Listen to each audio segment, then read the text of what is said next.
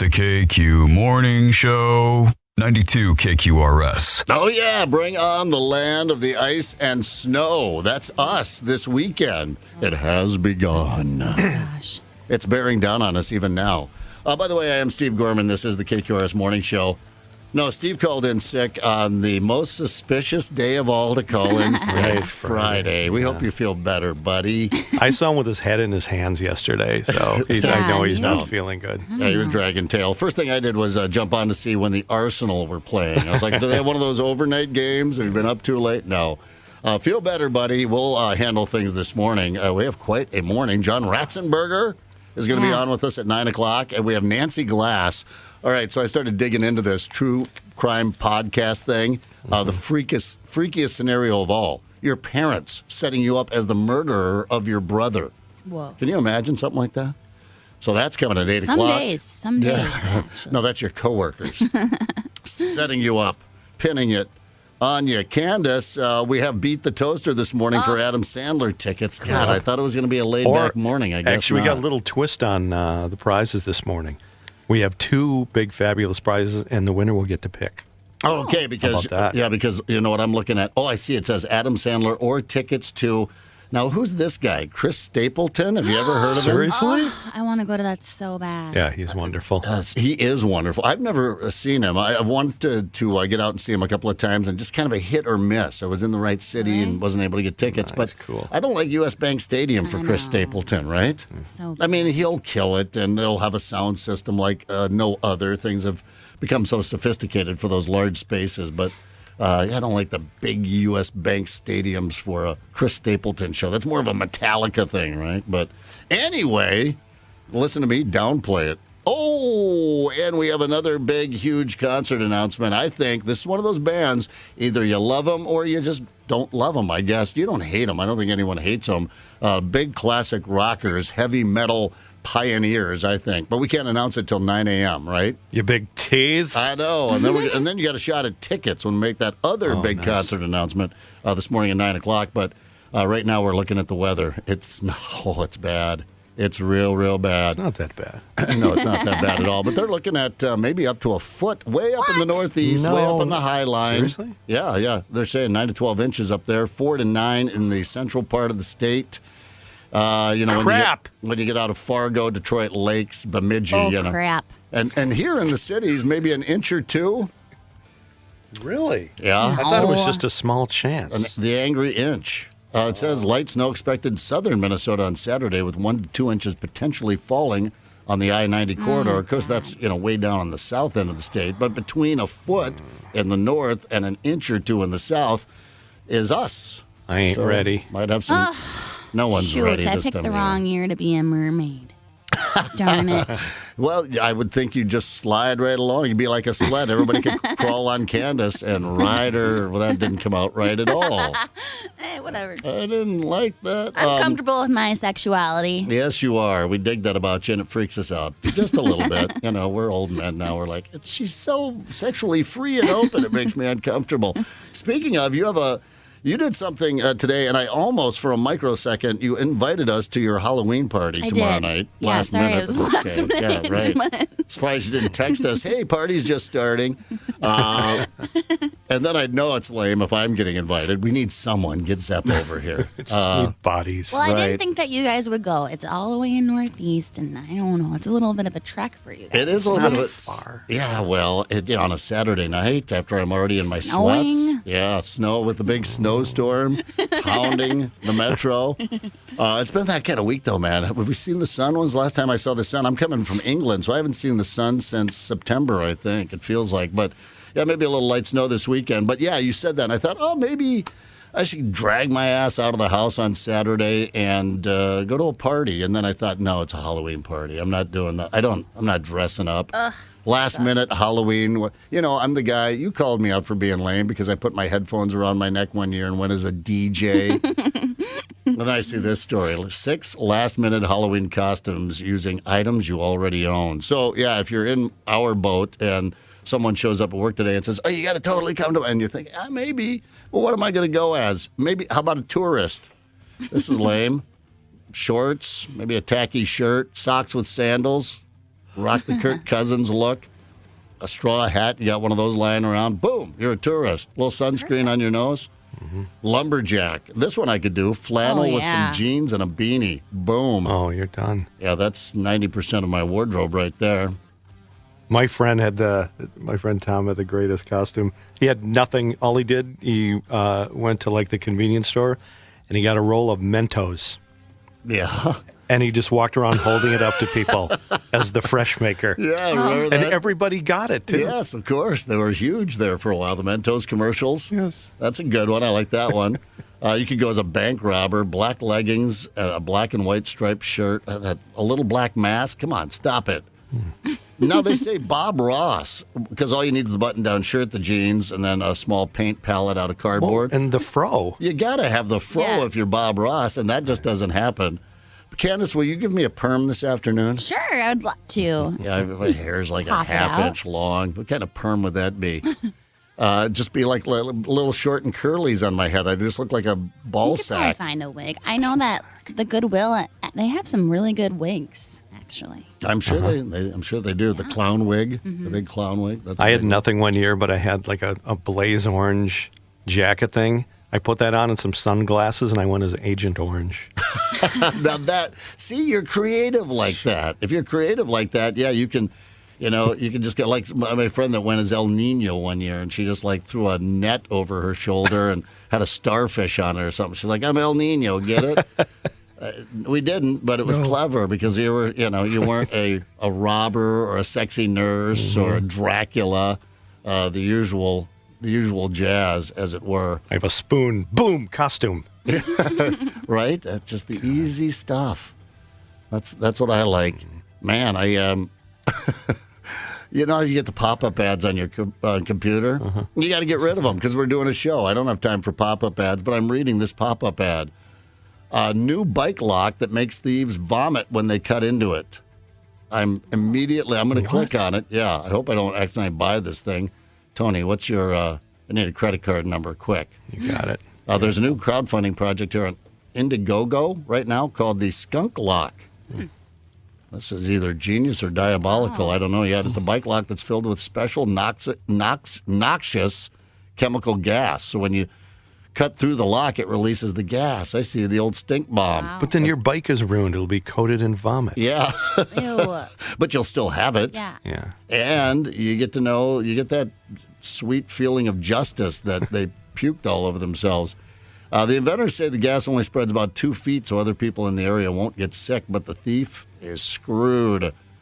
About $110. What about just a bike lock? Just a good, solid bike lock. You ever seen those videos they show where they set up little stings for people who steal bikes and they unloosen the seat enough that or pieces of the bike that it just collapses and breaks as they try and pedal away? Yeah. I love watching those. Yeah, that stuff's fantastic. I like those as well. All right, well, we got a big show. Enough screwing around. Let's get to it. It is Movie Review Friday with Mike Evans here at 6:30. Hang tight. It's the KQ Morning Show. 92 KQRS. All right, with the Vikes headed up to Lambeau this weekend, we are going to get to that KQ classic bit, Beat the Cheeseheads.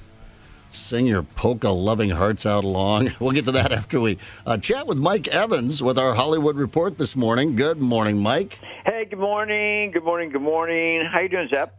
Getting by, doing all right. You know, we got our first little dusting of snow coming in this weekend, but we're not going to let that stop us from having a good time. Absolutely not. This report brought to you by Marcus Theaters. Remember, there's a lot of great movies playing right now, and remember, on Tuesdays, that's the day you take your friends, or make it a whole neighborhood event, and go to a Marcus Theater for the Value Tuesday, $6 for any movie. I get a lot of emails from a lot of our listeners, so every Friday I'm going to mention just a few. Gary, Tander, and Brady, thank you very much for your emails this week. They're always great. Love Nuggets. So all the gossip rags back in August were reporting that Gaga and Michael Polanski were broken up. I didn't say anything about it. I knew different. And sure enough, they were hand in hand at the Saturday Night Live party on Saturday. And maybe, I don't know, Zep, maybe they should be talking marriage. I mean, they've been dating for over 3 years now. Well, sometimes you get that far in, you don't want to screw up a good thing with a walk down the aisle, but they do make a fetching couple, don't they? Yeah, they really do. A little bit about Michael. He's a big tech guy. He's the CEO of Facebook's co-founder, Sean Parker's company. Went to Harvard, friends of the Bidens. And if they get hitched, I don't think they need a prenup because Gaga is worth $330 million and Michael is worth $550 million. Isn't that nice? They don't have to worry about that. Unbelievable. Also, a nice love story, Jennifer Garner and Ben Affleck. They actually talk a couple of times a week about their three kids, ages 17, 14, and 11, about the school and friends and general parenting stuff. And after talking to Jennifer, Ben always talks to his kids, tries to see them every few weeks. That's a rare but good Hollywood breakup. You don't hear about those. It is, and I know he's back together with J-Lo, and he said that's the one that got away. But you wonder, is that the one that got away? Yes. Temporary. We'll see. Yeah.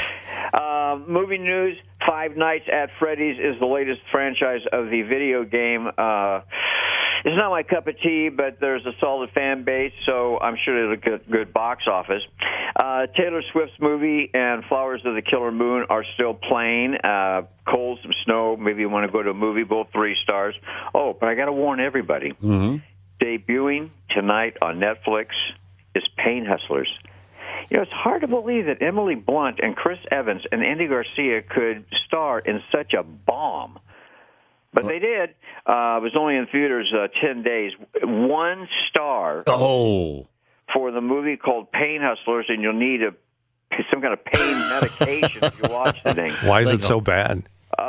It's just disjointed. It's sort of like they just walk through it. The plot is just so shallow. It's just not good. No, pass. Disney crap. For 5 years, Disneyland has very quietly been fighting a law that would raise minimum wages for their employees to $15 an hour. So a judge had agreed with Disney, saying that they were exempt of this California new law. But California Appeals Court this week overturned that judge's decision, ruled Disney must immediately start paying the new minimum wage of $15. Come on, Disney. I mean, really, $200 to get in your park, you can't pay your people. Right. They don't have any problem hiking the prices. $200 a day to get in. And, yeah, $15 an hour isn't, by the way, that much anymore. No, exactly. Really no biggie. Taylor Swift, Blake Lively, Ryan Reynolds, Hugh Jackman were all at Bradley Cooper's house for lunch yesterday. They are friends. They get together from time to time. But I also hear that, a couple of them are going to be starring in Deadpool 3. And I understand that some of these other folks who are friends will be doing cameos. So I think that was part of it. And some sports shorts. World Series starts tonight. I like Texas over Arizona in 5 or 6 games. Horrible weather almost everywhere this weekend, I think, will affect some college and football games, maybe some upsets, so you might want to consider that when you're talking to your local bookie. Mm-hmm. I got Minnesota out there. Minnesota's performance, against San Francisco and some other guys, I think they dominate Green Bay, even though they're playing in Green Bay. I like the Vikes in Green Bay, especially because that defense matches up so well with what Green Bay is doing offensively right now, which isn't much. I like that, and the offense is playing with some confidence. I'm going to take that. What's the spread on this one? I haven't even looked, But pick them. All right, pick them. Yeah, Yep. Yeah. Then I'm picking the Vikes. Me too. And it's going to be snowing and cold, so just a reminder to everybody, if you're going to be staying at home, I told you about Tommy Jane's book. Don't forget, Steve has that book out called Hard to Handle, The Life and Death of the Black Crowes, and my book, The Imposters. Might be good to stay home, read a book, read a couple books, watch football. Yeah, be kind of good. I hope Steve feels better. Yeah, I hope so, too. Don't you hate it when you get sick on a Friday? Oh, yeah, I know that. Well, if he's listening, this will make him feel better. It's Aloha Friday. No work till Monday. We're going to play the Aloha Friday. Have a great weekend. Get well, feel better, and everybody be safe. Go Vikings. Little Yokalani, Lani, Ani, Okela, Koo, and a Kaka, Aka, Hui, Hui, Hui, Ho. Come on. Aloha. Aloha. Yeah, we like busting Steve's chops. He's one of the family. You got to do it. But, yeah, feel better, Steve. It's the KQ Morning Show, 92 KQRS. Zep, Tony, Candace, and Steve Gorman are the KQ Morning Show. 92 KQRS. I was just checking Kirk Cousins' record against the Pack in Lambeau. Going all the way back to the Washington days. He's got about 500, 5-4-1, and then he split games in Lambeau. So that doesn't mean anything. We don't know what's going on. We were talking about this earlier, the subhead in the paper this morning. First it says Cousins' pursuit of perfection. Subhead says football continues to torment Vikings QB. What? That doesn't sound good this far into his career. I think, they're going to the post-game interview. I think they expect him to come in and go, oh, my God, we beat the 49ers. Can you believe that just happened? But he's a professional quarterback, and he's thinking, hey, I could have done some things better, and I wish we would have had this drive back. Things that you should be doing if you're the head of the team. I mean, it's a big win. That's all we care about. But if you're the quarterback and the coaches, you're like, we should have probably turned a couple of those field goals into touchdowns inside the 2-yard line. But I like their chances up in Lambeau. Should get it done this weekend. But you know how that goes when you're traveling up there. We need a little bit more. And for more, we have this beautiful bit, this beautiful tune. It's not Creed. It's much better than that. Tony, take it away. Yeah, the Vikes are playing the Pack, don't you know? Oh, yeah, we're going to kick some Green Bay butt, Cheeseheads. We'll beat them. Cheeseheads. Yeah, right. Cheeseheads. Beating on the cheese. Heads. Beating on the cheese. Heads. We are all rejoicing. We're beating on the cheese. Heads. Go and tailgate. The Vikings are great. They're great. Hey, Wisconsin, you're the ones we love to hate. Beating on the cheese. Heads. Beating on the cheese. Heads. We are all rejoicing. We're beating on the cheese. Heads. Rest 2, 3, 4. So hey, go do your chores and go and make some s'mores. Hershey's Look, another Viking scores. Yeah. You're such cheeseheads. We had Tarkenton, and he was really good. Great. The Pack got beat again, and now you're in a bad mood. Vikings D will crush. You can't stop the rush. No. Vikes dominating force. Packers lose. Of course. Beating on the cheese. Beating on the cheese. Beating on the cheese. Heads. We are all rejoicing. We're beating on the cheese. Heads. Oh, hey. Nice drop pass. Oh, yeah, you dropped another one. Oh, a penalty. There's a shock. Yeah. Nice modern logo. Cheeseheads. Cheeseheads. Cheeseheads? It's my part in the very talented Peter Bourne, musician and producer. Yeah. Assisting there, the Casio keyboard. So, that music was originally performed. That wasn't something you guys just ripped off the internet or some CD. Oh, it took months of rehearsal. It sounds like it. You got it just right. Yeah. That is a classic. That's what we like going into the game. We'll save the Creed for Monday morning, we hope. All right, 7:30, we're going to give you a shot at taking on the toaster. I took on the toaster this morning. Terry Train out there at that Loose Line Orchard several years ago got me onto this honey butter stuff. Oh, They yeah. had I this love that stuff. Oh, I just slathered it on a piece of toast this morning. But that's not what this is all about. This is, I don't know, pure tension as you take on the toaster. For your choice this morning, the winner, a choice of Adam Sandler tickets, pretty damn cool, or Chris Stapleton. Man. Just announced, going to be at U.S. Bank Stadium in April. That's at 7:30. Now, you know what Terry would say about that honey butter? What's that? You can put it on anything. She said, you don't even just take a spoon or your finger and just eat it right out of the jar, which she's right. While I'm waiting on the toast, I'm eating it out of the jar. Carefully looking, they're such small jars, and you're like, don't eat it all. You got to save some for the toast now. Late in the show yesterday, since we're just going to keep this rock thing rolling here for just another minute, because it's a big story again today, the Beatles have announced that they are releasing their final, Paul McCartney's calling it the final Beatles song. I heard Steve mention or use the word mind-boggling in there. It's mind-boggling. 150 years later, however long it's been, I'm not doing the math on that, but all these years later, decades later, still working on new Beatles tunes. So after months of waiting and speculating, the Beatles finally announced yesterday the release of a new song, Now and Then, and the re-release of their 1973 Greatest Hits albums. You know, that Red album, then the Blue album, covers Right, 62 Red and through Blue. 70. And they're going to release those again, but Now and Then will be released next Thursday. We're going to do that at 9 a.m., which means late in the show next Thursday, maybe in that 9 o'clock or 9:30 segment, we'll play Now and Then, the new Beatles song for you. Also, a new music video for Now and Then is going to debut that following Friday, so next Friday. And a 12-minute documentary film, Now and Then, the last Beatles song, will debut on November 1st on the Beatles YouTube channel. And that's going to happen at 2:30 in the afternoon. We have just a little clip of that. Sounds great. When we lost John, we knew that it was really over. I was talking to Yoko, and she said, I think I've got a tape of John. Paul called me up and said he'd like to work on Now and Then. He put the bass on, I put the drums on. It's the last song that my dad and Paul and George and Ringo will get to make together. How lucky was I to have those men in my life? Beatles back in the news, and that's all coming next. Well, Wednesday, the video, Thursday, the song, and then Friday, the re-release of everything else.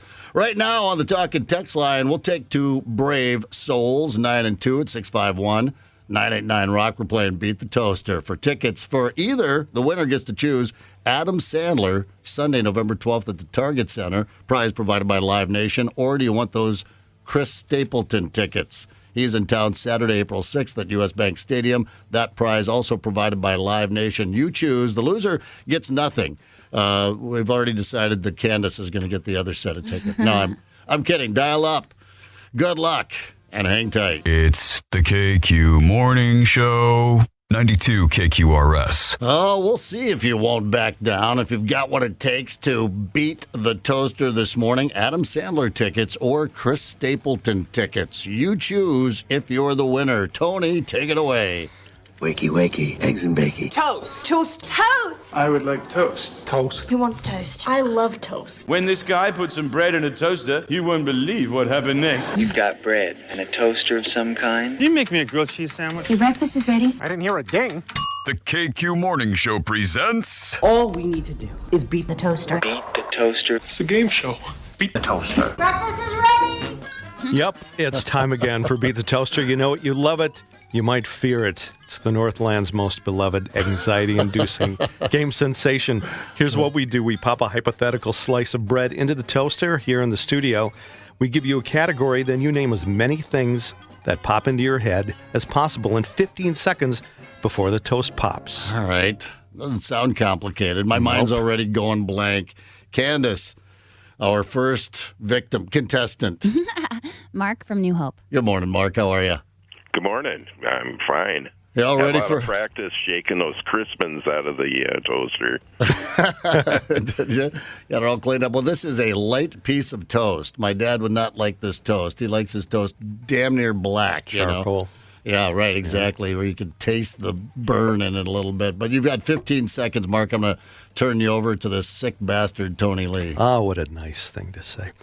Yes, I'm sick. Okay, we're going to go with kind of thinking Adam Sandler-y. So, sir, why don't you name us past or present, name cast members from Saturday Night Live. Go ahead. Will Ferrell, Dan Aykroyd, Bill Murray, Chevy Chase. I'm drawing blanks. Oh, I mean, yeah, you charged out of the blocks, and then you did stumble and skin your knees there, I think, Mark. Right, Not bad. 4 good ones. Hey, 4. Yeah, it's a solid. That's solid. I mean, you didn't get skunked. We've had people get skunked on this. I like 4. 4 is good. Now, do we go back to Mark? I forget. Or do we go to contestant 2, and then we'll come back to Mark for his second round. You each get 2 rounds. All right. Not bad, Mark. Hang tight. Candace? Steve from Loretto. Steve Gorman? You're in Loretto? What's going on? How you doing? Good, Steve. How are you this morning? I'm perfect. All right. You know how this goes, right? Yeah, I like it buttered. Butter your toast. Well, that's up to you, man. So you've got 15 seconds here. We'll turn it over to Tony. Mark started with 4. We'll see how you do here. All right, Steve, we're going to focus on the other prize. So open your mind. Name some things you might find in Chris Stapleton's beard. Go ahead. Cheese, mustard, ketchup, piece of onion, a little bit of tobacco, maybe a leaf, even maybe an acorn. A Brett, maybe a D. I got a Brett in there. That's 8. Yeah, I got 8. Good quality ones. Yeah. Oh, the nice variety that you might find in the beard. An acorn. That was awesome. You got a little acorn in there. As far as the food goes, Steve must be a man that's either had or has whiskers because, it's all in there. You know, I still have stuff in there from last night. I've got a little, red Savoy pizza in here somewhere. There it is. Oh, yeah. There it is, an onion. I just found that in my beard. All right, well, back to Mark. All right, now, Mark, so Steve got to kind of set his imagination free there. Mark was sort of boxed in. He had to go with factual people that have been on Saturday Night Live. So, Mark, a little bit more of a challenge there, I think, in round 1, but it's round 2 now. You've got to get 4 to pull even here, but, of course, you want to pull ahead. Tony? All right, sir. Name some fun-size Halloween candy you could hand out to trick-or-treaters. Go. Milky Way, Snickers, Three Musketeers, Baby Ruth,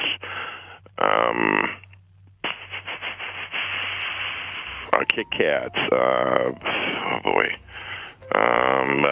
peanut butter cups, the Reese's. I get that peanut butter cups Reese's got in there. You got to 4, 4 is your number.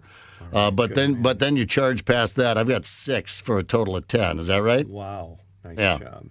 Not bad. All right. Mark, that's pretty solid now. It all comes down to this second category for Steve. Does he get stumped or is he able to roll like he did with category 1? Steve, Tony. I believe in you, Steve. Okay. Right. If you had to wear a Halloween costume that represented a state, what would you wear if you were dressing up as Colorado? Go. A pot leaf, an elk, a mountain, a Denver Bronco, a ski slope. Right. Yeah, I got 6 in there, nice, so that's you walked away with it there with the big win there. We don't even need to add it up.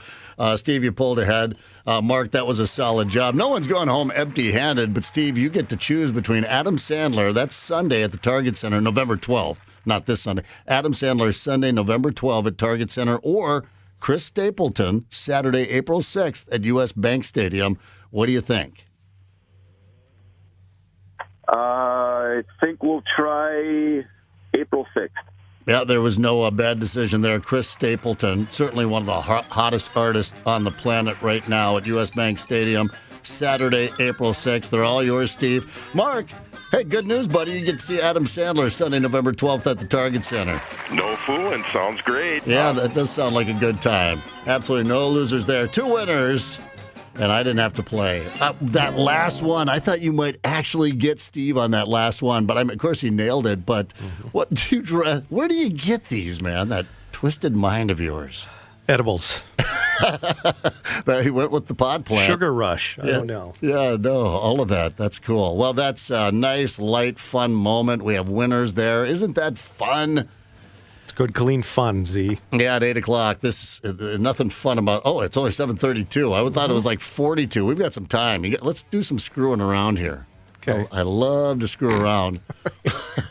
Or Any just objection, screw. Candace? Yeah, no. Well, I'll tell you what. The people of New Jersey can sleep a little more soundly tonight, knowing that the cops have finally closed the books on a major case there. I mean, this threatened to tear apart the very fabric of New Jersey society. What happened? Specifically, why was a completely sane middle-aged woman throwing poop out of her window? The cops in Pennsville, New Jersey, got a call earlier this month about a 45-year-old woman named Tina Gerton throwing trash, urine, and feces out of her window. Well, it's New Jersey. Her own?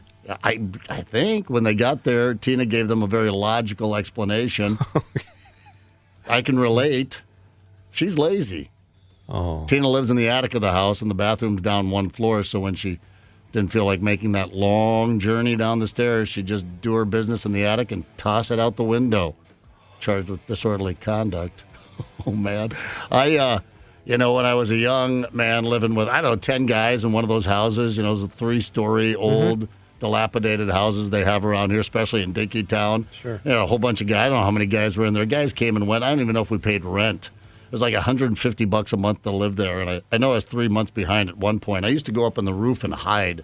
I know you're up there on the roof. Pay your damn rent. but I didn't have any money. I mean, for rent. I had some for pot and beer, I guess. But priorities. Yeah, I was on the 3rd floor, and you had to truck it all the way downstairs, and it was just a thing. So I'd pee out the window, for sure, on the 3rd floor in the middle of the night when you had to go. There was a screen, so there was a little splashback. But I do remember one day we're out there just tossing the football around in the air, and they're like, Zepp, quit peeing out the window. And you look up, and you just see this big yellow streak down the side of this off-white house. Oh, isn't that nice? It was nasty. I feel bad hope you about it now. looked down before you unzipped, right? No. Tony. Huh? Come on now, yeah, buddy. I'm not a savage.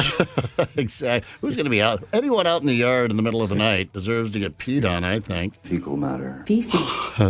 You think that's gross? Oh, this is gross. This is a video of a woman goes to urgent care trying to figure out what's in her ear. You ever did that? Like, oh, is that a little earwax in there? What the heck is in there? Is that hair growing in there? Do I need to chop the hair? But now it's moving. So she gets her rear end to urgent care. So we'll hear when she goes into urgent care and then the video after they find what's in her ear. Well, they confirmed that there is something in my ear. She goes, there's something in there. It's not a moth. I am so embarrassed, first of all, because that's so gross and I'm a clean person. It's an uneasy feeling. It was a spider. Oh. It was alive. That's messed up, man. Dead people. She sounds like she's on the Blair Witch Project. Doesn't I want to just play that back part. It was a spider. It was alive. Yeah, she had a live spider in her ear. That's nasty. Here she is afterwards, feeling much better. Like 100 other people want to see a picture of the spider. I wanted nothing to do with it when it left. Yeah, so small little black fuzzy jumping spider. Everyone's comments telling me I'm a really great storyteller literally means so much to me. Also, you guys blowing up the video. I'm in the creator fund. I have no health insurance, so all the money I'm going to make is going to pay for this bill. So I guess something good did come from sharing this traumatic experience with everybody. So thank you. See, all's well that ends well. But she didn't know that it had laid eggs. Dun, dun, dun. But it might have. That's disgusting. Right? Yeah, see, ever watch that? I forget what show it was, but they go into these tropical equator countries and they lay bot flies. You know, those big flies will land on you and lay their eggs inside of you. Oh. Yeah, and then they'll. You just feel your skin pulsating and bubbling. Ish. Yeah, and they go in and they'll cut it open and there'll just be all these maggots. What the heck? Large maggots, bot flies, B-O-T flies. Go ahead and Google that sometime. One summer night, I had a gnat that got in my eye. Kind of rubbed it, and it was annoying. I'm like, damn it. And I went to sleep. I woke up in the morning. It was still in there. I'd slept all night with a big gnat in my eye. Oh, nasty. Oh. Were you drinking? Perhaps. That's how that happens. You ever had anything living like an organism inside you like that, Candace? Nothing comes to mind. I had a parasite, so tapeworms. That counts. Yeah, no, I don't well, you're think still so. young. Yeah. I'll Have look some forward adventures. to that. Nature is mad at us. Here's a man who was wing surfing off the coast of Australia when a humpback whale came out of the ocean and body slammed him. A big humpback. You're out there wing surfing in Australia with great whites and humpbacks. He was not injured. Here's the moment that happened, followed by his interview on local TV. Just got hit by a whale. I saw the head come out, then I saw the rest of the body come out, and then I saw the whole thing above me. And at about that stage, I've got to be honest, I thought I was in trouble. It came down and landed straight on me, and then got caught in my leash and dragged me probably about 20 to 30 foot under. And I could feel it against my skin the whole time. If it had barnacles, I would have been ripped to pieces because the whale's body was beside me the whole time. To be honest, I thought it was all over. And as soon as I'm finished here, I'm back out there. So nothing will keep me out of the ocean. Oh, Jesus. He's alive. Yeah, no kidding. A little psycho out there, but yeah, I guess that's it. He's got a story, doesn't he? He doesn't have to buy a beer. Why are animals so angry at us? I wonder. Maybe this has something to do with it. It's got a 48-year-old guy in Washington State. Jad Shipman is his name. Jad Shipman.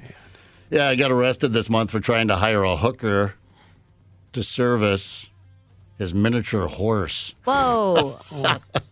Didn't see that coming, did you? No. Yeah, he made the offer to an online forum where people solicit prostitutes. They don't give the website here. He offered to pay, the one I use, he offered to pay someone $440, which is an odd number, I guess. $440 to, quote, I'm reading from his ad here, touch him and his miniature horse sexually. He mentioned that he'd been having a hard time. Who's first? Well, I mean, you want to be polite. Let the miniature horse go first. Yeah, you love your pets. Yeah, right. I want to see her technique, you know. Oh, jeez. Of course, I don't know if it's even a miniature horse has got to be hung like a miniature horse, right? Oh, boy. He mentioned he'd been having a hard time finding a willing participant because the last 2 gals he asked said it was noticeably outside their comfort zone. Yeah. It's a specialty, right? A cop was apparently monitoring the site. Of course they were.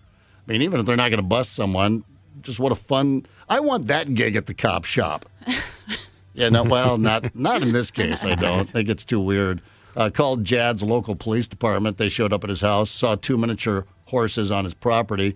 Well, just let the 2 miniature horses have fun with each other. And, go take care of yourself however you have to. Hire the hooker for yourself. Someone who was there said Jad is a co-owner of the horse, whatever. Co-owner? Doesn't even own the horses outright. He confessed. He also admitted he had had prior sexual contact. Yeah. With the horsey? Well, the animals, yeah. Oh, poor. Yeah, judge banned him from being around animals while he's out on bail. That's pretty nasty. Yeah, that's pretty gross. I don't know where to take it from there. I don't know. Science. How about some science stuff here? Okay. Moon might be older than we thought. Could be 40 million years older than we thought. Who cares? It's old. It's a dead piece of rock. Oh, here's something. Researchers in Finland created the most water-resistant material ever. Gore-Tex, take a walk.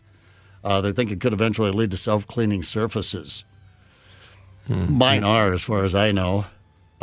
In Grandpa news, 4 cups of coffee a day might help prevent fertility in old age.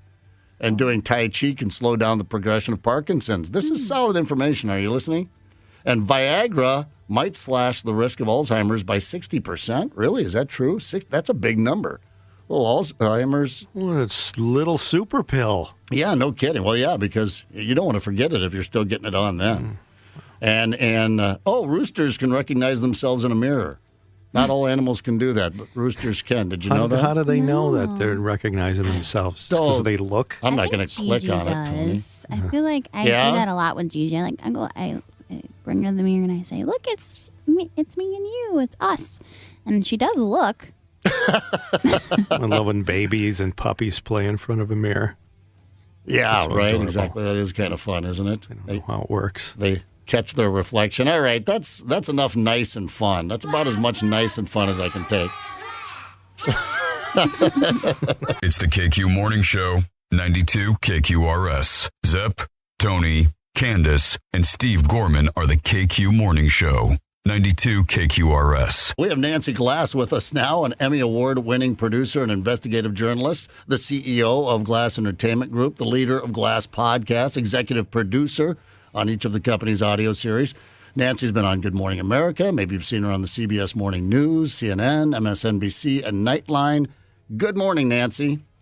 Good morning. How are you? Doing well, thank you. Great to have you on. I mean, true crime podcasts have blown up, and I don't know anyone who's not digging into a true crime podcast. And as of this morning, getting to work and looking at the guest list, I'm like, oh, Nancy Glass, true crime podcast. Listen to the introduction, and I've been fighting it all morning not to start the podcast until the show is over today. This blows my mind. Burden of Guilt is your latest on iHeart and Glass Podcast. And I can see why you dove into this one. It's just hard to wrap your mind around this, especially as a parent. Tell us about this. Well, that's absolutely right. And this is a story I've been working on for 10 years because it was so hard to get the protagonist, Tracy Raquel Burns, to open up and talk because it was so painful for her. But what happened was she was 2 years old and her 4-month-old brother died. And she wanted to know all her whole life, starting when she was 5, 6, 7 years old, she wanted to know what happened to her little brother. And she was told crib death. She was told an accident. She was told a million different things. But mostly she was told, don't ask. shut up. And she was punished every time she asked. She gets to be a teenager, and she finally gets a hold of the hospital records. And the hospital records say, mother says 2-year-old threw 4-month-old out of crib and killed him. And she thinks, oh, my God, did I kill my baby brother? Yeah. How is that possible? She calls her grandmother and says, did I kill my baby brother? And her grandmother says, yes, this is why we couldn't talk about this. This is what happened. But she thinks, I don't see how that could have happened. I just don't. I'm not that kind of person. It just didn't seem right to her. And her parents were so abusive that she avoided them, she avoided it.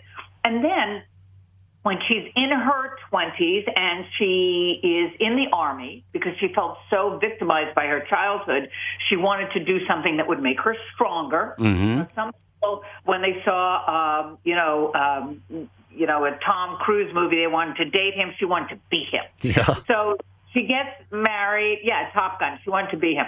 So she gets married. She has 2 kids. And her 2-year-old goes to pick up a gallon of milk, which weighs 8 pounds. Yeah. And cannot. And that's when she realizes, wait a second.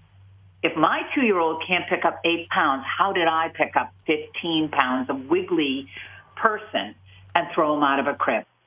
And then her investigation starts. She realizes she was framed for murder at the age of 2, and an adult had to have killed that baby. The question is, which one? Who? And she gets her father convicted of murder.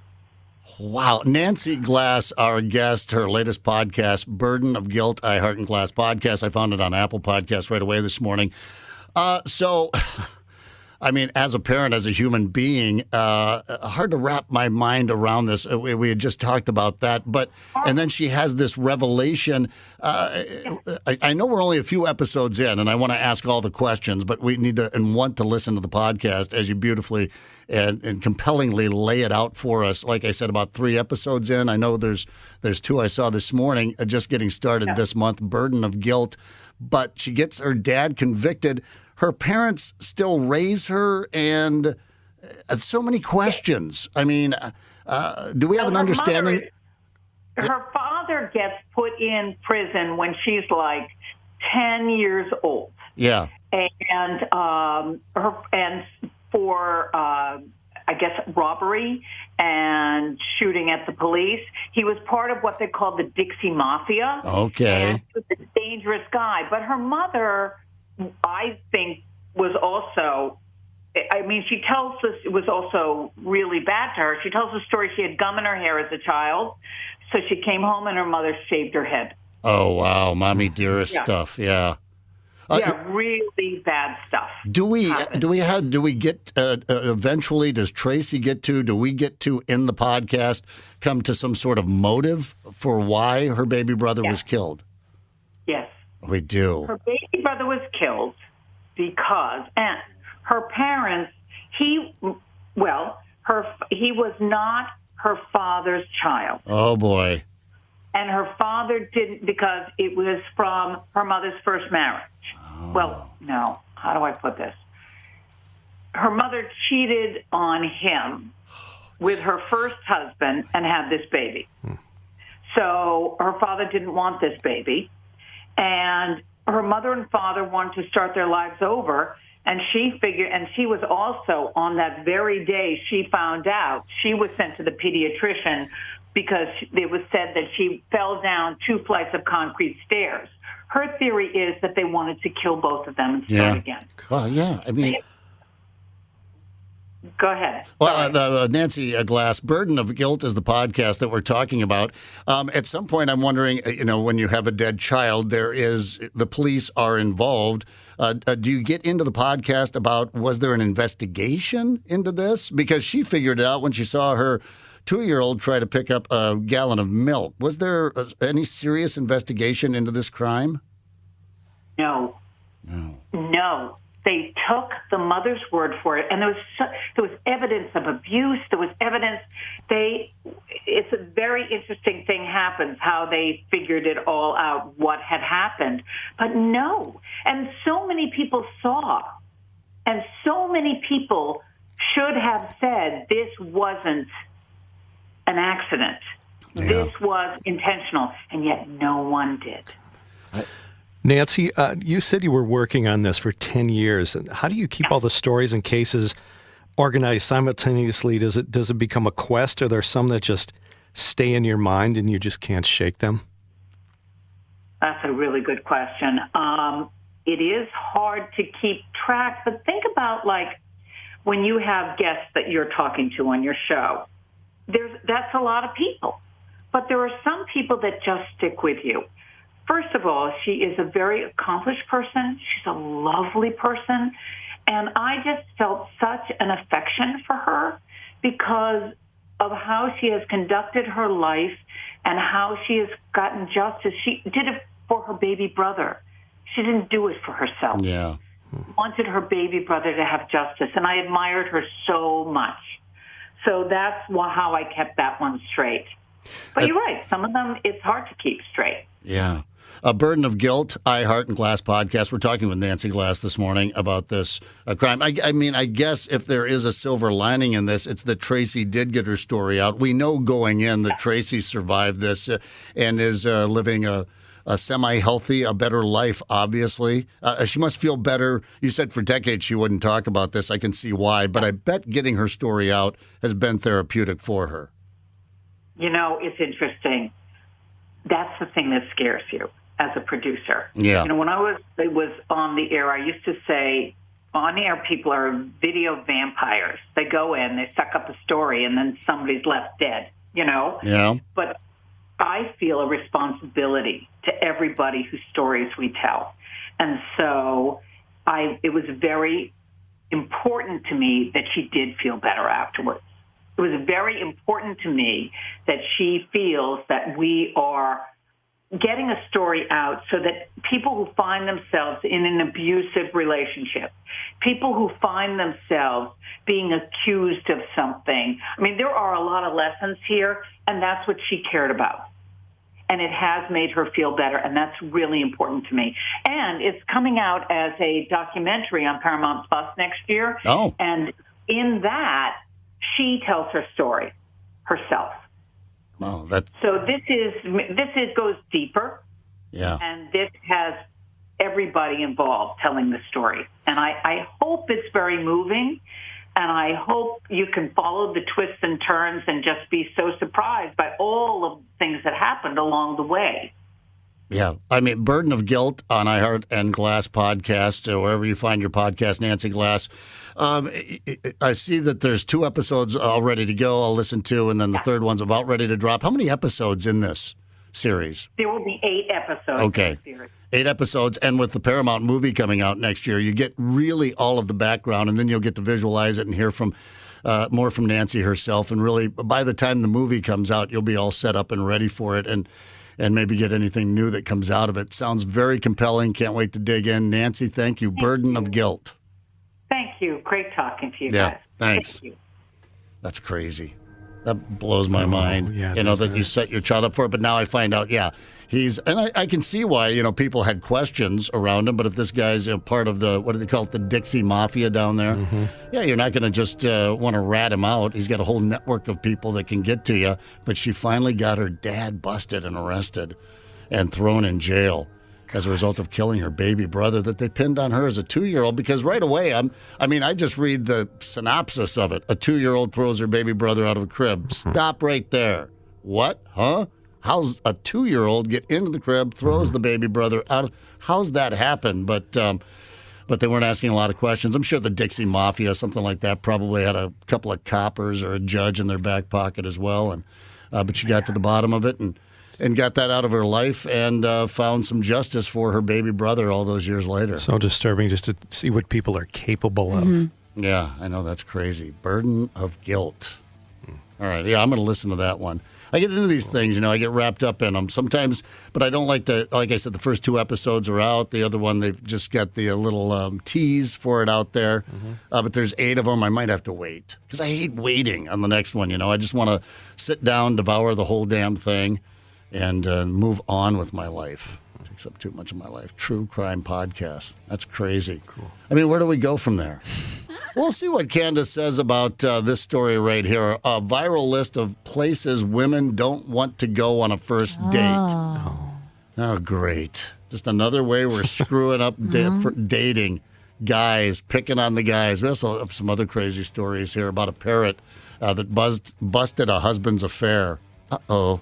The parrot's always watching. I love parrot stories. And we're going to talk with John Ratzenberger. Cliff Clavin, I bet he hates that. He's done so many things since Cheers way back in the day. But he has a new movie out. And right before we talk to him, that's at 9 o'clock. We have a big concert announcement to make. And we're going to give you your first shot at winning those concert tickets at 9 o'clock. But I can't announce who it is until 9. Eddie Forever, can I say that? Probably thinking Pearl Jam now, aren't you? That's all I'll say. That's the end of that tease. Hang tight. It's the KQ Morning Show, 92 KQRS. Yeah, really feeling that Guess Who song as I'm going through this list of places women don't want to go on a first date. I mean, is there any pleasing an American woman? Nope. Not really, you know? You're no good for me. I'm no good for you. Yeah. All right, Candace. Don't you believe in love? I believe in lust, you know? And then we think it's love, but it passes. A group of women online put together a list of where they don't want to go on a first date. Are you listening out there, single guys? Don't screw this up. Well, let's see. A lot of it's chains here. Cheesecake Factory. Why? I think that's acceptable. Okay, thank you. Too many choices. But I really like it there. That's right. Too many choices. That's where you're going to find out something bread. about her. The bread is good? Yeah. Well, cheesecake's not bad.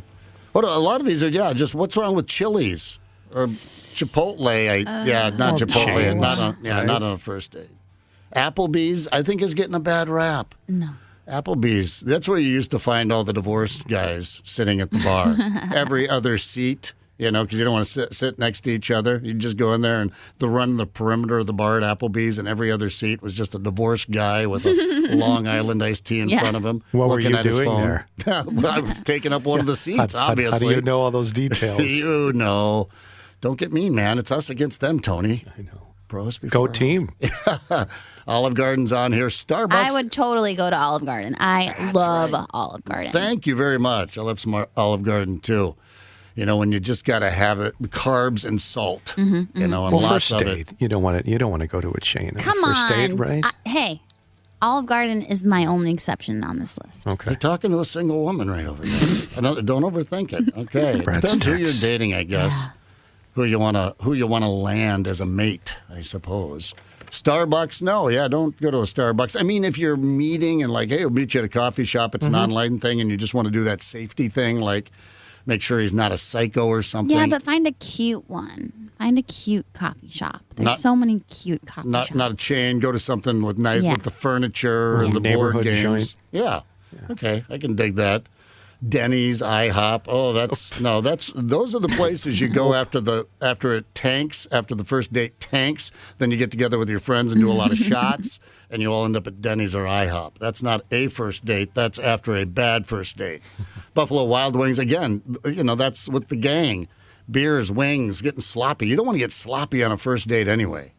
Anyone see me eat wings, making pig noises on a first date?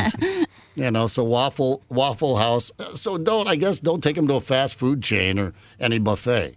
All right, what else does this list include? Places that we're not supposed to take women on a first date. I think it's weird that bowling's on here. I feel like that's a good first date. I think so too. It's fun. It's, you know, you don't have to sit there and interview each other across the table. You get a little break in the action, and then a bar. It says a bar just for drinks. That's like that's the go-to standard. date. Yeah, right. Candace, what are a few like your favorite first date places you've been to?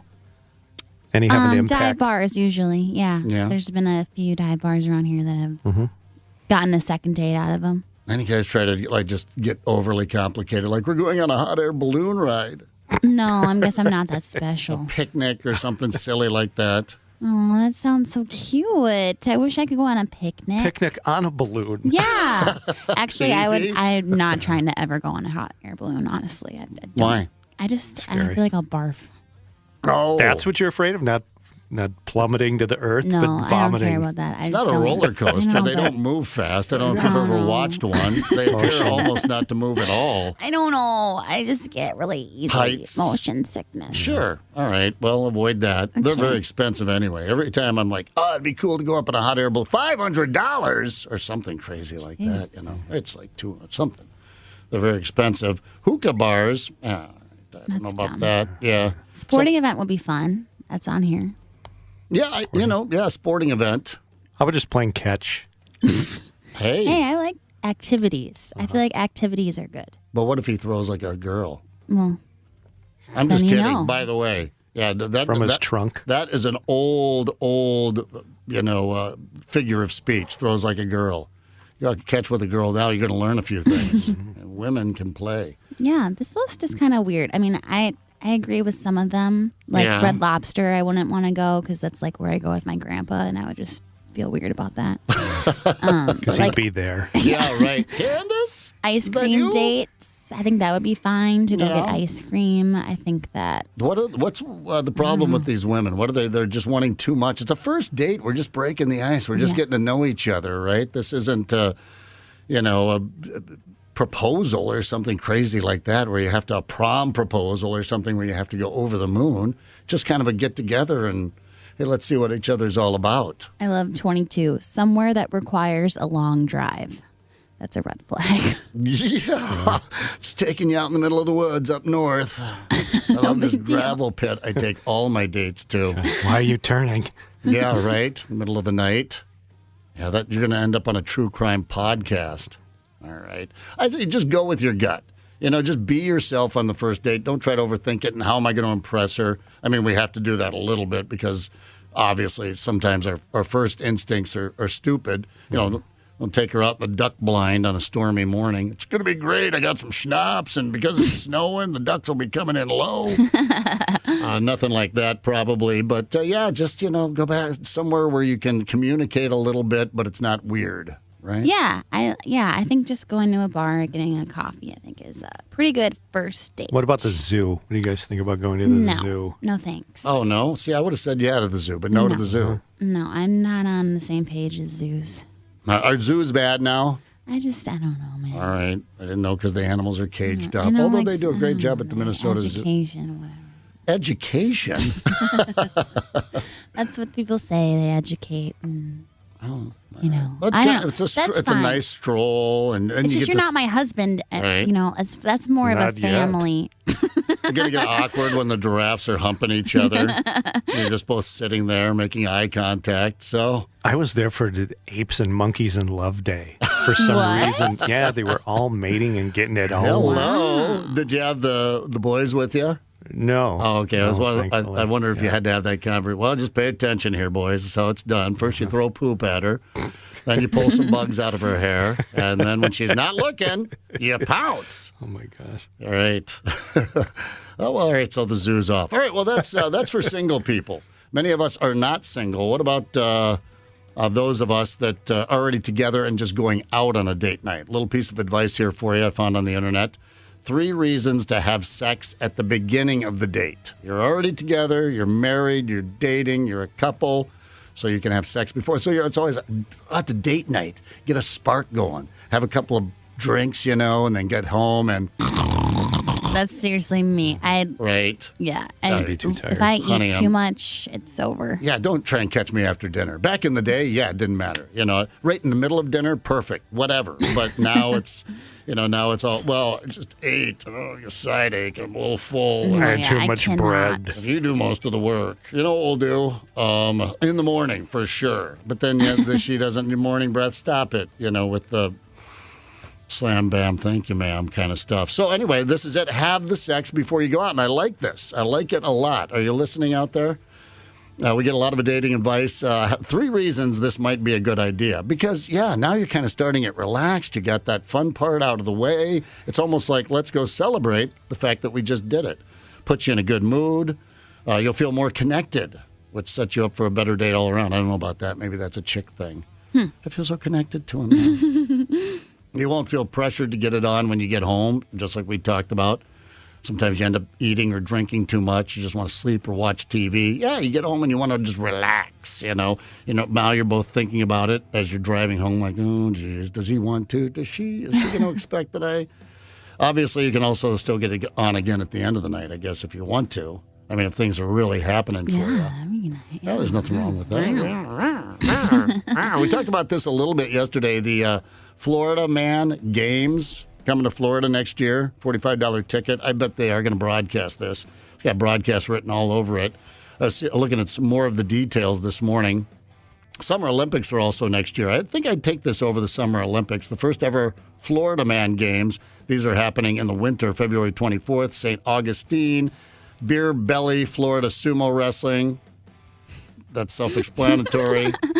The evading arrest, doesn't it? Evading arrest obstacle course.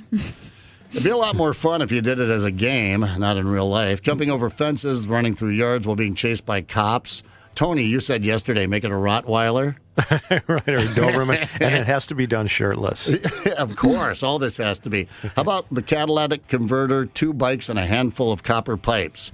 This is described as a head-to-head race that lets you live a day in the life of a Florida man headline.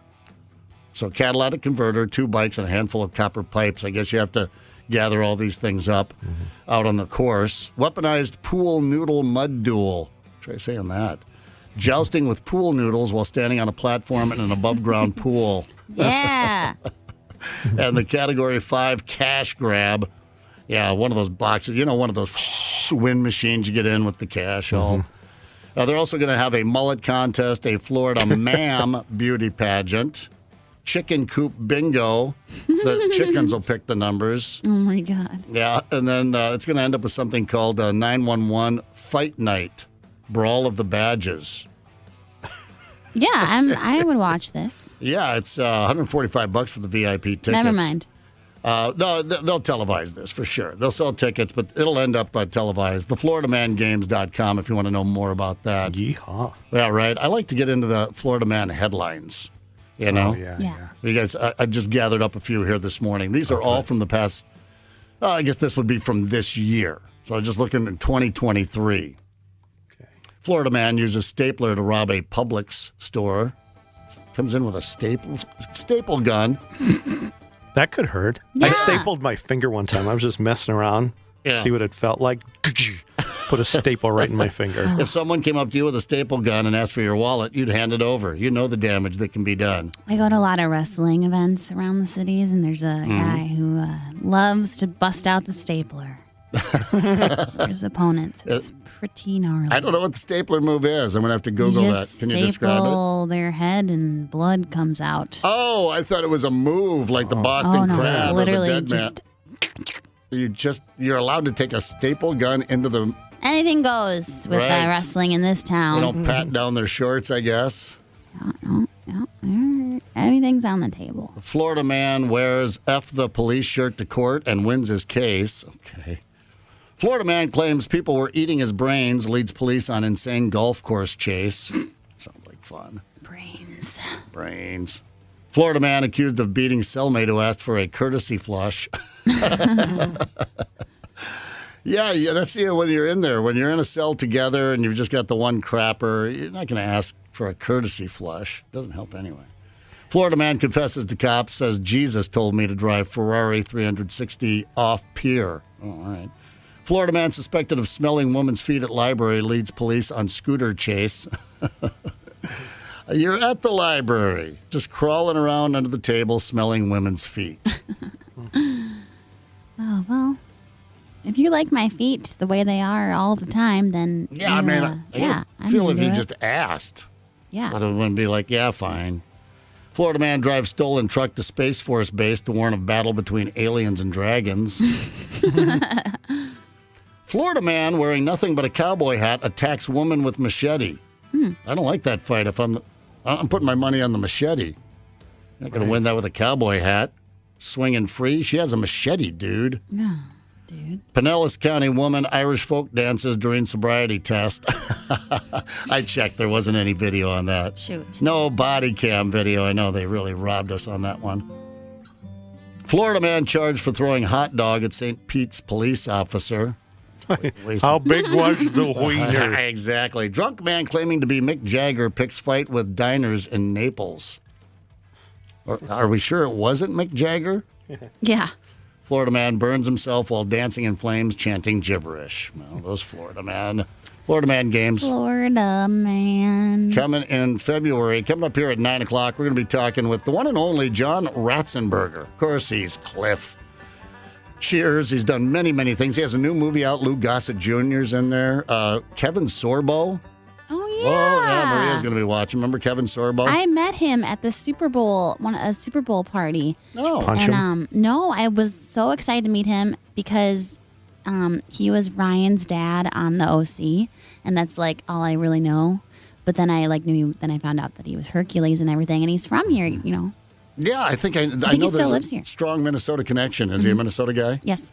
Well, we're going to be talking with John Ratzenberger about the movie. You can share your Kevin Sorbo story with him. It's very interesting. Right before we talk to John at 9 o'clock, we have a big-time concert announcement to make, and we're going to give you a shot at those tickets to win them before you can buy them at 9 o'clock right here. Hang tight. It's the KQ Morning Show, 92 KQRS. Zep, Tony, Candace, and Steve Gorman are the KQ Morning Show, 92 KQRS. Does it really matter who made who in the end? It's Zep, Candace, Tony, knocking it out here. John Ratzenberger going to join us and talk about his new movie here in just a moment. Give me time to mention that the 92 KQRS Kickback Jackpot is at 8,000 smackers. So meet up with Woody and Bud Light at Muddy Cow in Cottage Grove during the first half of Sunday's game. Sign up for the Kickback Jackpot. And the first play of the second half, if the first play of the second half is a kickoff return for a touchdown by either team, you could win that $8,000. What? Yeah. If not, we're going to roll the prize money over to the next game, add another $1,000 to the pot. Complete contest rules at 92KQRS.com. And that brings us to our concert ticket giveaway. Right now on the KQ talk and text line, let's use the text feature. Text BEAST, B-E-A-S-T, BEAST, to 651-989 Rock for a chance to win tickets to... Beast. That should give it away. Iron Maiden. What? Tuesday, October 22nd at the Xcel Energy Center. That's 2024. You've got some time to get your Eddie t-shirt sent out and cleaned. Yeah. How about that? Iron Maiden, Tuesday, October 22nd, 2024 at Xcel Energy Center. Eddie lives forever. Prize provided by Live Nation. So right now, you should be on the KQ Talk and Text line texting BEAST to 651-989 Rock for a chance to win a pair of those tickets. How cool is that? Caw-caw! And you know who'll be flying them into town? Bruce Dickinson himself. He pilots that big Eddie Air. I don't know if they still have their own private plane or not. But back in the day, he would fly them around. He's, he wears the outfit, the whole thing. He's certified, sort of like, Tom Cruise? Not Tom Cruise. I'm thinking of, wow, just one of the biggest actors ever. Just totally blanked on him. Schwarzenegger's pretty big. No, Grease. Travolta. John Travolta. He's a pilot. He flies like jumbo 737s, that kind of stuff around there. Yeah. New in theaters while we wait for John, his movie, that comes out. By the way, directed by Minnesota's own Kevin Sorbo. Those two fellas star in that, Kevin Sorbo and John Ratzenberger. I'm sure he's doing that whole radio thing where he's talking to a bunch of stations this morning. They won't let him go. Yeah, some goofballs are holding him up going, all right, we got some more trivia for you. No, you're Cliff Clavin. So new in theaters this weekend. Oh, well, for that idea, now he's calling in the trivia. I think he's calling in right now, as a matter of fact. We'll be on the horn here with John in just a moment. The new movie is Miracle in East Texas, and it says here opening in theaters the 29th and 30th of October, so Sunday, Monday, probably in a smaller release. You have to search this one out. Maybe we'll find some theater information here for you for Miracle in Texas, starring John Ratzenberger and Minnesota's own Kevin Sorbo, who also directs, I believe. John, all ready to go? Yep. Good morning, John Ratzenberger. Good morning. Yeah, I didn't realize Kevin was from Minnesota. Yeah, I think born in Mound, Minnesota here, and one of Minnesota's own. Very proud to have Kevin Sorbo from Minnesota, although when I looked that up to see exactly which town he was born in, it shows his birth date. I don't know if you guys are using that AI stuff, because Lou Gossett Jr. is in this movie, and if you guys are touching up your age a little bit, but you guys don't seem to be aging much at all. I couldn't believe Kevin's age. He's still a stud. Well, yeah, but Kevin, yeah. Oh, you're looking... I'm 108. We know better, John. It's got a nice big flowery bio here for you. But everybody knows who John Ratzenberger is. We've been talking about you this morning. You came into our lives as Cliff, and you've remained. And a big advocate. I love that you're a huge advocate. I was on johnratzenberger.com. Have jumped up in front of Congress. Defending the American manufacturer workers. So we appreciate that effort that you make, and you continue. That's a lifelong work for you.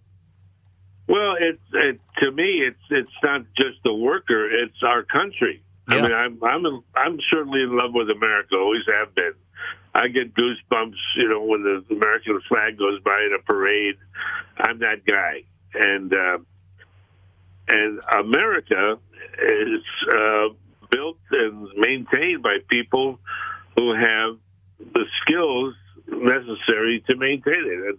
And I'm talking about carpenters, like I was one before I became an actor, but plumbers, electricians, bricklayers. There are construction companies that are going out of business because they can't find people doing that work. Because young people, for a couple of generations, have been told, no, don't go outside. You're going to get dirty. Don't climb the tree because you might get hurt. Yeah. Well, that's what we did. I mean, that's what a kid was all about. Yeah. At one time, and now this new way of thinking, it's actually affecting us in society, and it's dangerous. Because somebody, we're running out of people that know how to repair airplane engines. Yeah, right. I mean, things like that, things that we rely on.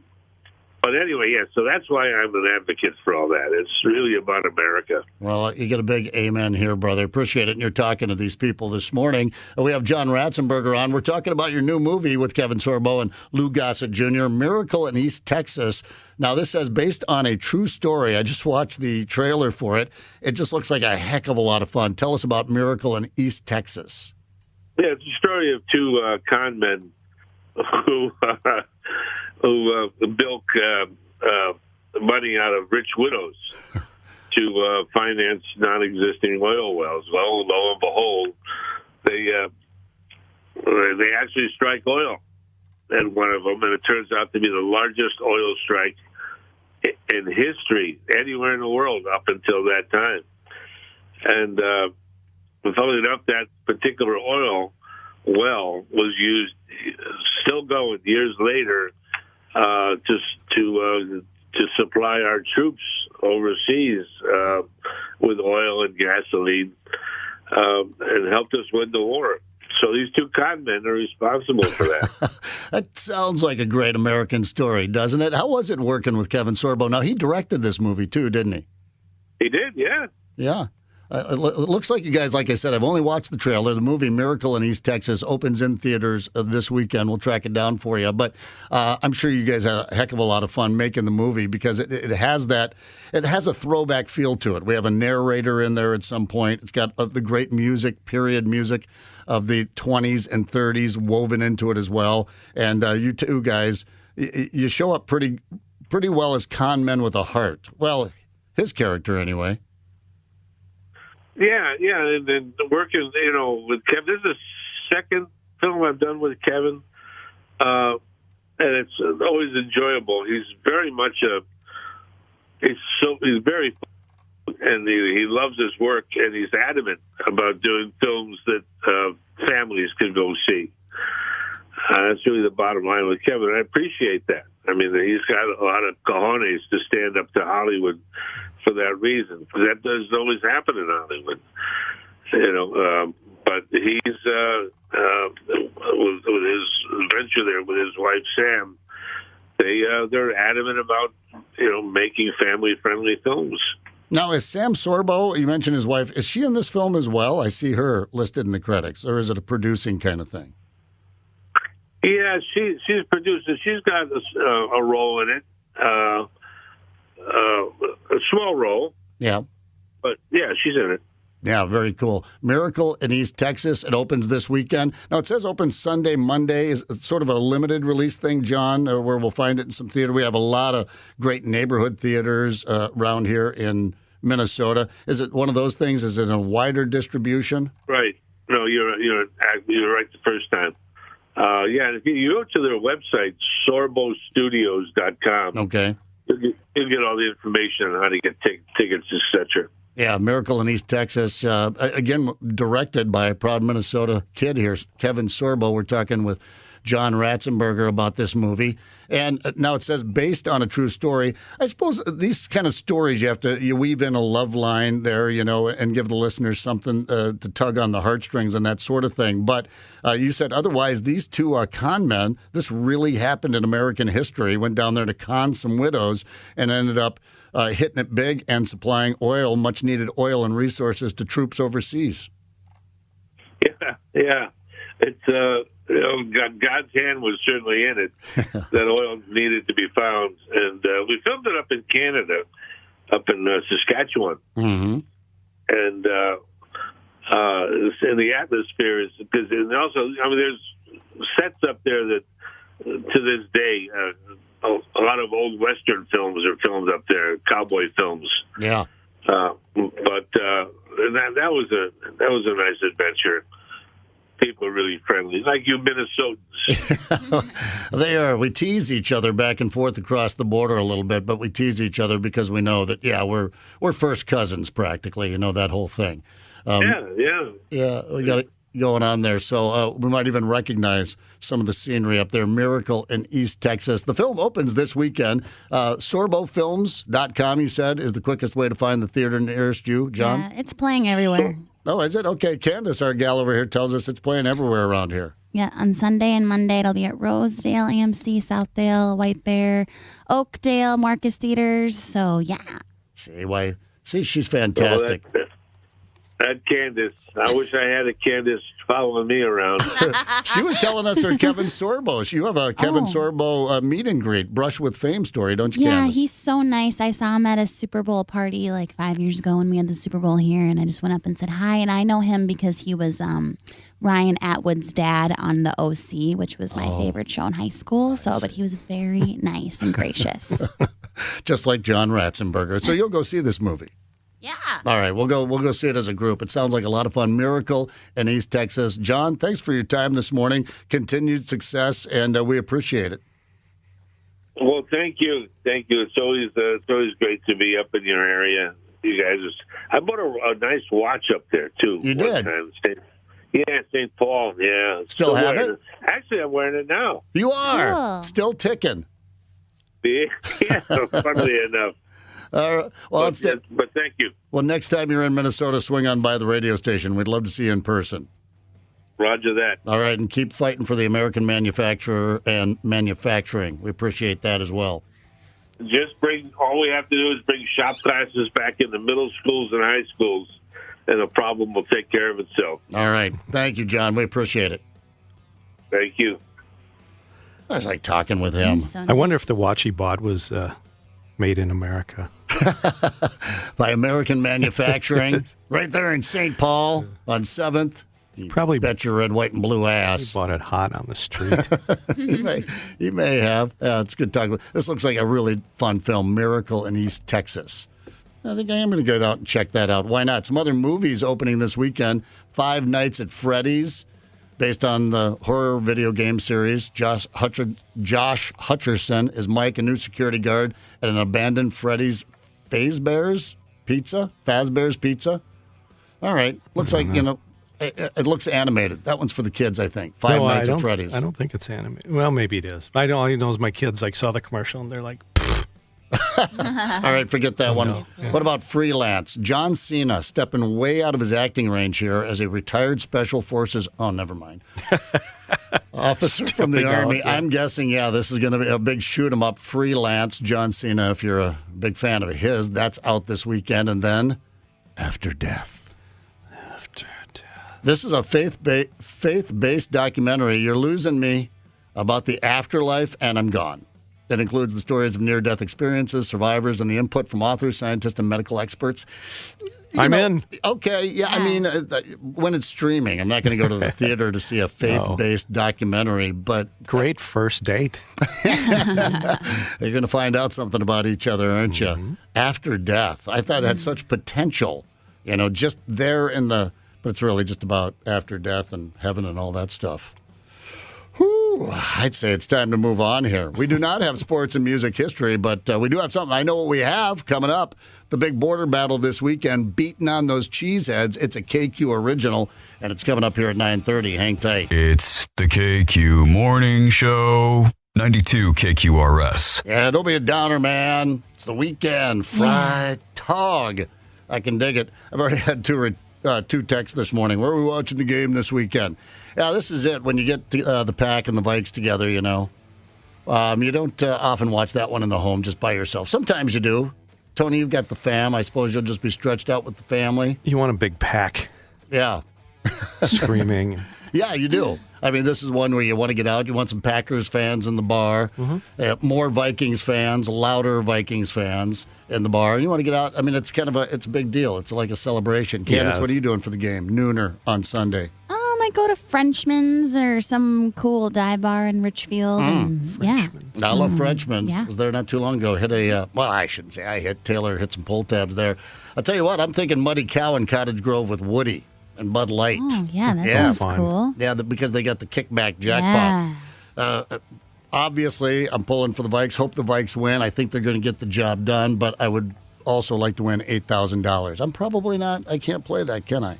Well, my buddies can go play that. The 92 KQRS kickback jackpot, $8,000. Woody, Bud Light, and you at the Muddy Cow in Cottage Grove during the first half of Sunday's game. Make sure you sign up for that kickback jackpot. Then, if the first play of the second half is a kickoff return for a touchdown by either team, Vikings hopefully, you could win $8,000. And those contest rules at 92KQRS.com. Should we beat on the cheeseheads now, or should we save it till after a little Halloween fun and wrap up with that? Yeah. All right. Some Halloween fun. I don't know if this is fun or not. Celebrities who have had sex with ghosts. These are kind of silly things that they release right before. Sounds fun. Yeah, I love Halloween. Mostly I love Halloween, I think, because you're not expected to spend it with family. Yeah, it's kind of cool if you can, but there's no family. You don't have to buy gifts. There's nothing heavy here, It's just get together and have a good time. It's a far-out party. So you get these silly things. Celebrities who have had sex with ghosts. Kesha, are you surprised? No. She is a ghost. She says, I don't know his name, but he was in my house and he just started caressing me. It was sexy time, but it wasn't like sex, she said. Just a little petting, I guess. Didn't even ask the ghost his name. That's cold. No. Anna Nicole Smith. Going right with the weirdos here, aren't we? We're not supposed to speak ill of the dead. Don't judge. Yeah, I know. A ghost would crawl up my leg and have sex with me at an apartment a long time ago in Texas. Interesting. Anna continues, I was freaked out about it, but then I was like, well, you know what? He's never hurt me, and he just gave me some amazing sex, so I have no problem. I would be much more open to be visited by a afterlife spirit if they were, if I got a handy out of the deal. Bobby Brown, one night I woke up. Pause there. I'm thinking about it, how that might feel. Kind of like a breeze when you pee outside, I suppose, because it's an apparition. Didn't that happen in Ghostbusters? Isn't Dan Aykroyd having a dream about getting it on with one of the ghosts? And Dan Aykroyd, he shows up in this because he's a ghost believer. His family, that was their family business, the paranormal. I don't know if you know that about him or not. Dan Aykroyd once said, somebody crawled into bed with me, and I thought, I'm just going to roll over and snuggle up next to it. Maybe that guy was gay and he wanted to have some fun. I'd be surprised. Maybe it was Harold Ramis. Maybe, yeah. Exactly. Were you drinking at the time? He said, I'd be surprised if I was his type, but when you're dead, you'll take what you can get. He's just being funny, that Dan Aykroyd. That's what he does. Lucy Liu, man being the ghost that visited Lucy Liu. Some sort of spirit came down from God knows where and made love to me. It was sheer bliss. I felt everything, and then he floated away. He ghosted her. See? See, I've had some weird dreams, and I've had orgasms in my sleep, but I don't know if it's because of, like, a ghost being involved. I think I'm just a freak. Well, I mean, on both counts, I think it could be a ghost, and you certainly are a freak. Our freak, a lovable freak. Tony, do you think a ghost could, do you think that why not get sexual? Why wouldn't they? I think, the ghost would have to buy me a drink first. I think that's social protocol, and that's the way to my heart. All right, there you go. Now we know the key to Tony's heart, booze. I'm sure you remember as a kid getting a few of those awful trick-or-treating items. You know, I got a toothbrush. For me, the popcorn ball. That was big when I was growing up. I don't know why these ladies make these popcorn balls. And I'm pretty sure they held them over from one Halloween to the next because they were like shot puts trying to eat one and break it too. And it would just crumble. It was hard, and then it would just fall into dust. I hated popcorn balls. We had neighbors who would give pennies or a pencil. Oh, yeah. Yeah. Yeah, right. You can't do that today. That kid's not even going to know what the hell the pencil is. I remember this weird lady gave away religious pamphlets. I remember getting one, Your Father Loves You. I'm like, what? I opened it up. I'm like, oh, this isn't my dad. My dad doesn't do any of this stuff for me. Wow, the Kit Kat. Yeah, she just handed out the. Now, if you had a Kit Kat taped to it, maybe we wouldn't have egged your house mercilessly.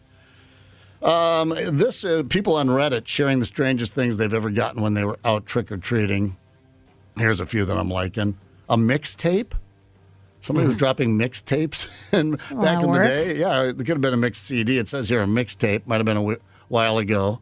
That's interesting. Yeah. A bar of soap. First of all, it sounds expensive. Yeah. You know, if you're just dropping a bar of soap and all the kids, unless you got like those little soap bars at the hotel or something, you get stocked up. But a bar of soap, I don't get it. Dog food? Really? Jeez. Yeah, someone got dog food. Well, Dad'll eat it. He eats all the stuff you don't want. Stamps? Really?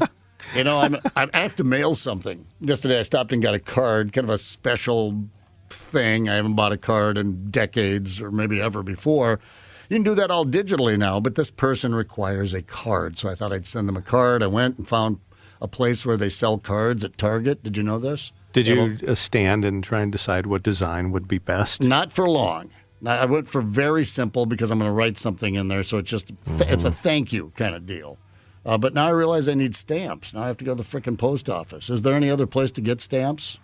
I don't know. That used to be a decision, though. Do I go with the Flintstones or I an just don't want to have to Eagle? go down to the post office. I thought maybe they'd sell them at a ATM or something like you that. get them at like convenience stores. All right. Well, that's my story. I'll figure that out all by myself later. Good luck with that. That's a crazy adventure. Yeah, it's going to be Crazy Friday for you. It is. Tracking down a stamp. And can you just buy one? Just go to the post office and have them do it for you. All right. I'll have them do it for me. Someone dropped condoms in someone's Halloween basket. Here on Reddit, they said. Come on. All right, exactly. Maybe they thought it was chewing gum. A brisket sandwich. Hello. I'll take that. Yeah, I'll take. Make sure it's wrapped, please. You don't mess up the rest of the candy wrappers. Just drop it in there. But I'll have the brisket sandwich. Thank you very much. Made the kids some sandwiches. Shoelaces. What kind of lame thing is that? A documentary on the Milwaukee Brewers. Just get rid of those old DVDs and CDs and whatever. Just start dropping them in there. I should just grab a bunch of promotional CDs here of just bands nobody's ever heard of. Here you go, kids. Here's a CD. What is this? He gave us a bunch of coasters. Cans of green beans and corn. Yeah, that's going to end up through your window. Yeah, you give someone, that's a projectile right there. That's the old trick right there. That's coming back at you. Oh, this person. If I didn't know any better, I'd say it was a younger Tony Lee. Maybe. Put in someone's trick-or-treating bag a caramel-covered onion. Whoa. Oh, that's nasty. You're just going to bite into that, aren't you? How about a scoop of chili? Plop. Just right in there. The kid's crying. All right. No, I'm going to. You guys go with what's your? Do you go with the? I go with the mixed bags. I just grab a couple of the big, huge mixed bags, 50-pound mixed bags, throw them over my shoulder. Or, and I don't go for the small ones, but like the half-sizers. What about you? But they can grab a handful. So the kids, if you're a little kid, you get 2 handfuls. Bigger kid, you get 1 handful. What do you guys go with? Yeah, you mean what size? What do you give away? What do you give away? Yeah. Oh, there's always a couple neighbors who give away the full size. Yeah, but not we let them get a couple scoops. My kids always they have to give me the Almond Joys. Oh, yeah, that's me too. And that was with a kid because I didn't like coconut when I was a kid. So Dad ate all the Almond Joys, and now I like coconut. Yeah, just mine. Scarf them up, and they don't want them. Take them all. Yeah. I love it. And they come in the mixed bags, so they're going to end up in the kids' bag sooner or later. Candace, you're going out. You've got a big party, of course. There's going to be boozing, probably going to be Halloween candy there. What about the best wine to pair with 6 popular Halloween candies? Yes, I just got it. My friend Lynn got me a bottle called the Witching Hour. Do you know what that is? What kind of wine that is? You got to go red with chocolate, right? Yeah, it's red something. All right, let's see what we have. Blood. Oh yeah, then that's Kit Kats. Anything that's mostly about the chocolate. Yeah, you go with it says here a Pinot Noir or a Cab or a Syrah. Definitely something red with your chocolate. Perhaps the Malbec. Malbec. A deep, rich Syrah for Snickers, Starburst, Nerds, or anything else that's straight sugar. Pair it with a dry Riesling. Yuck. Oh, yeah. I just want chocolate on Halloween. I don't like any of these other weird candies. Just sweet. So what about candy corn? Okay, so I am going to have candy corn at my party, but I'm going to mix it with peanuts. Oh, yes. God, that's crack. That's so good. It's just candy corn and peanuts. Yeah. I'm trying to decide, is that going to be good? Yes. Yeah, it's fantastic. It's a must. All right. You will want to roll in it. Salty sweet, baby. I dig candy corn out of my ears. God. Did you ever hear Lewis Black's bit on candy corn? No. Candy corn, they're using the word candy to describe it, is wrong. Using the word corn is wrong. It does not taste like candy nor corn. It tastes like something that was made out of oil. You could take all the bags of candy corn, and actually, if you melted them down, you could run a car. All the candy corn that was ever made was made in 1914. They never had to make it again. We never eat enough of it. We only eat 2 or 3 or 4 pieces apiece. Literally after Halloween, the candy corn companies send out their minions. And they go from garbage can to garbage can and collect the corn and throw it back in the bags.